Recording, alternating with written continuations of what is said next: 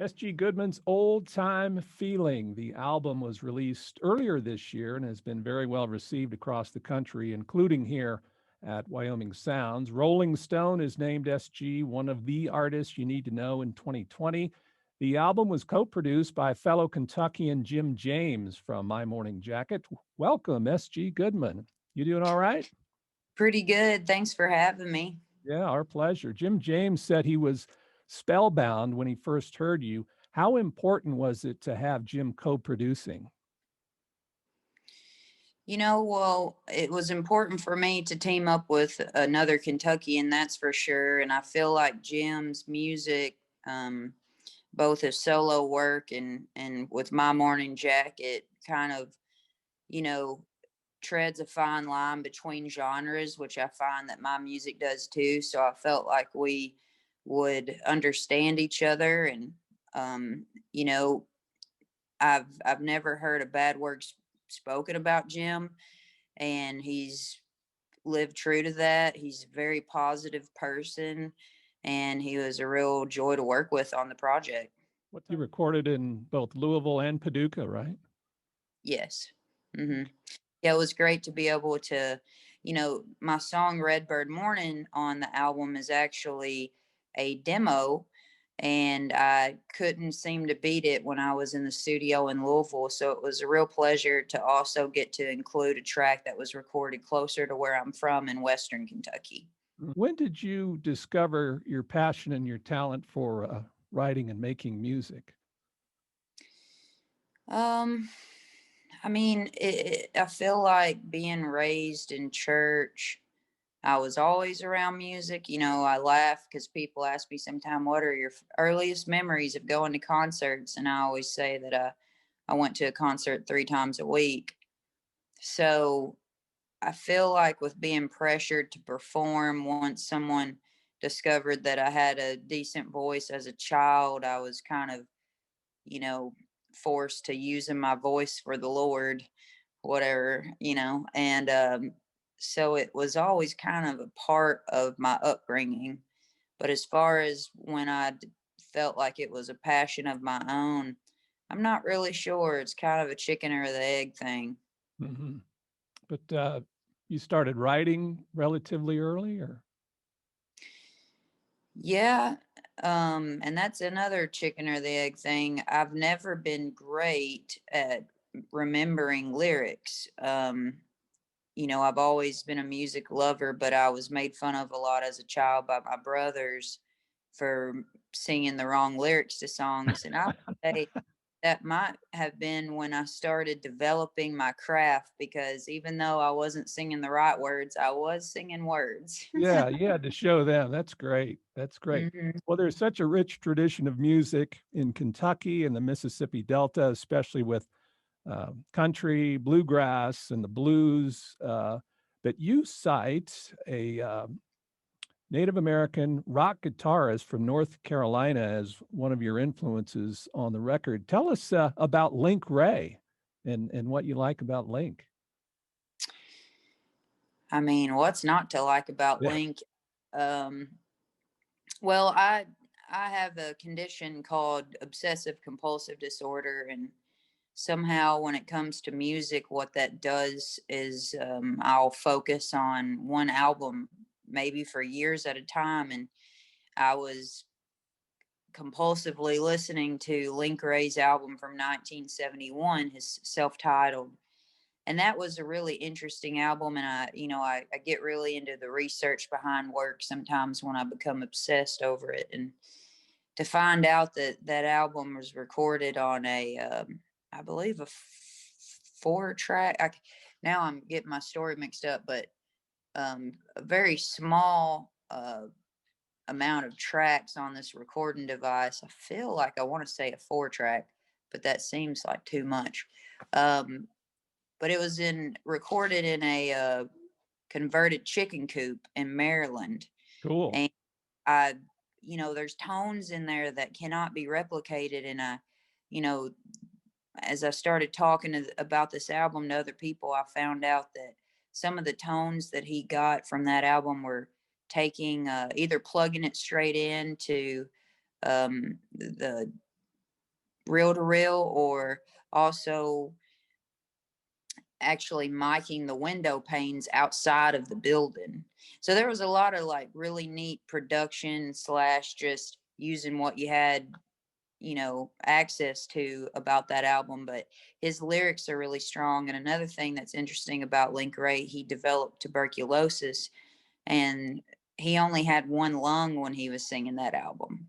I Wow. also like that album because, a lot of times I do write politically leaning songs, but they're right next to maybe a heartbreak song or something like that. And a lot of people want to know if I have made some sort of political concept album. And I always say, no, I just write about, my experience. And what I like about that album in particular is it's the same way. He has some politically driven songs, and then some, kind of like sexual songs and different things. And I just think, it's a great album of just a person capturing what was going on in their life at that moment. Yeah. There's a quote about you and the region where you grew up. There's something dark, magical, and haunting. Just kind of describe the area where you grew up, I guess geographically, and kind of the landscape. Okay. Well, when people think of Kentucky, I feel like the picture in their head is the Kentucky you find more in the eastern part of the state. Kentucky's a pretty big state.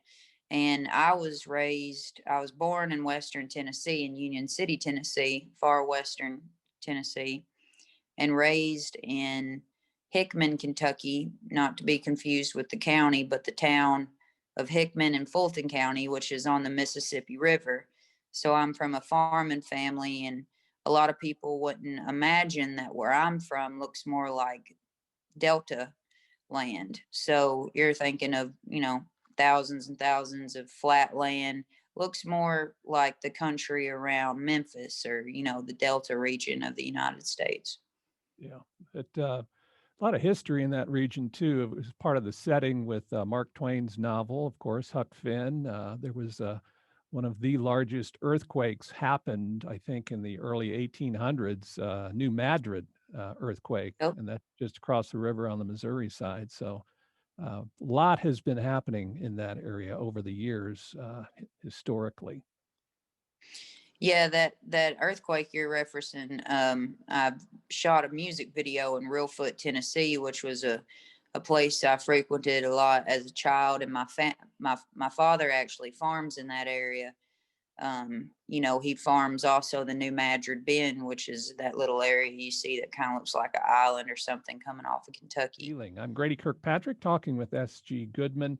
How did you select scenes for the video, the way I talk? Well, I actually wrote the treatment for that, and I think it turned out decently close to what I had envisioned. It was funny. I had to throw that together in about less than a week because I'd called. That's my family farming. In that video, that my niece was 3 years old when we shot that video. And I called my dad up one day and I said, "Well, how much longer do you think you'll be in the field? Because I want to shoot a music video out there." And he said, "Oh, I got about less than 200 acres." And that is nothing for my dad to knock out in, like, less than a couple of days mostly. And so I called some boys up and I said, "Hey, I need you to come down here. This is what I want to do. Bring the stuff." And we shot that video in a day. And I, worked with my friend Brandon Boyd to kind of get together a sequence of what we needed to capture early in the morning and so on. But had to keep my niece away from a nap that day, just fed her a bunch of sugar and did all right. Right. I think she got in the back of my car with me and sat down and looked up at me and said, "I'm the star." Yes, she is, no doubt. She She is was. a budding star. Yeah, Mm-hmm. very cool. You were taught a valuable lesson rather by your dad when you were young, I understand, harvesting corn that your dad planted and then using that money to buy school clothes. There's a striking photo pardon the pun, of your dad holding a 4 or 5 foot long snake. Can you tell us the story behind the picture here? Here Oh, we go. yeah. Yeah, there we go. So my dad, being farm kids, especially me, I would bring in anything. That was taken in the early 90s. So I was, less than 5 years old, or I don't even know. I might have been my niece's age whenever he did that, but that's a cottonmouth, which are highly venomous and can be aggressive as well. And that one apparently was the snake is alive in that photo. Actually, you wouldn't believe it, but it Wow. was. And that was caught on the Bayou Creek, which was down from my house. That's how the locals say it. It's Bayou de Shin, Creek of the Dog. And he brought that home, and that there's a chainsaw case right there in front of him on that picture. And Okay, got it. I remember him bringing us out to his truck and showing us the snake. He wanted us to be able to identify what they look like, so I wouldn't do what I normally did and bring in, a cottonmouth to the You house. wouldn't you wouldn't have been afraid to bring in a 4 foot long snake. No, No, I would no, not have been. that's, that is wild. Yeah. So it was more, educational. He was I don't know, my dad's always been a real, kind of has a conservationist mind and stuff, and isn't up for just killing animals aimlessly. But if your less than 5-year old daughter's running around, capturing stuff in jars, you want to be careful. So Oh yeah, there to protect and did. Are hmm you surprised at all about the accolades you've received with the first record?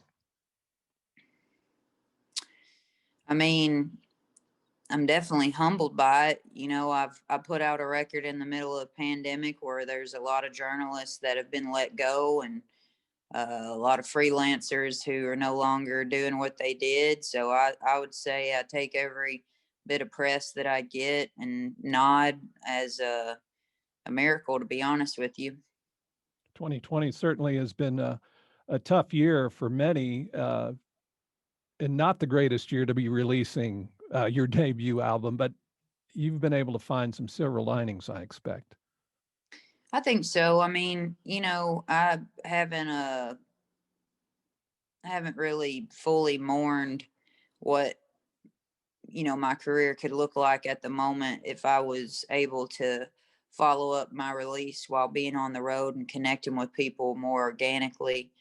Um, but at the same time, something peculiar I feel has happened. A lot of people are searching for new music, and a lot of people are actually taking the time to listen to people's lyrics and being more active listeners instead of passive. And so I think there has been some, uh, you know, truthfully good things about the listeners being more still at this moment, especially when it comes to listening to music.